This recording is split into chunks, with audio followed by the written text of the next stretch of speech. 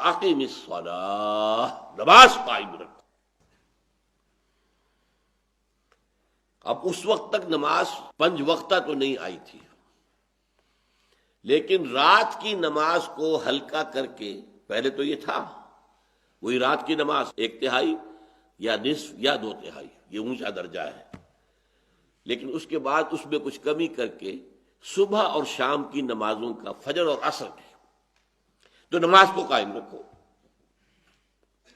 ان الصلاۃ تنہی عن الفحشاء یقیناً نماز جو ہے بے حیائی کے کاموں سے اور منکر چیزوں سے روکتی ہے۔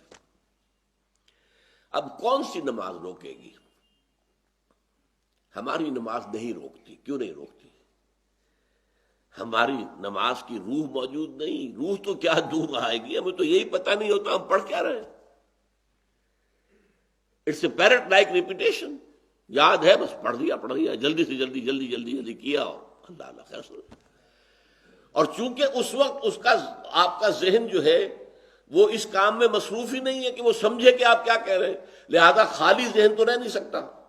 اس وقت آپ کے ذہن میں سب مسائل آ جائیں گے، دکان میں فلاں چیز کم ہو گئی تھی، مجھے خرید کے لانی تھی، فلاں معاملہ یہ تھا، فلاں جو ہے جو افسر نے وہ فائل کے بارے میں کہا تھا وہ ابھی تک تلاش نہیں ہو سکی ہے، وہ کرنی، وہ آ جائیں گے۔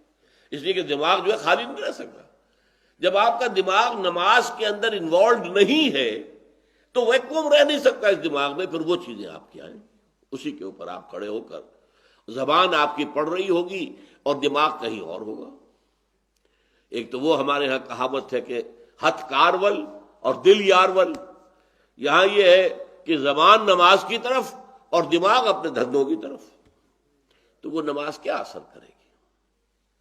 لیکن نماز کی روح موجود ہو، اس میں حضور ہو کہ میں کھڑا ہوں، اللہ کے حضور میں ہوں، سجدہ کرے تو محسوس کرے کہ میں نے اللہ کے قدموں میں اپنا سر رکھ دیا ہے۔ یہ کیفیت نماز کی ہے، تو یقیناً وہ انسان کے کردار پر اثر انداز ہوتی ہے۔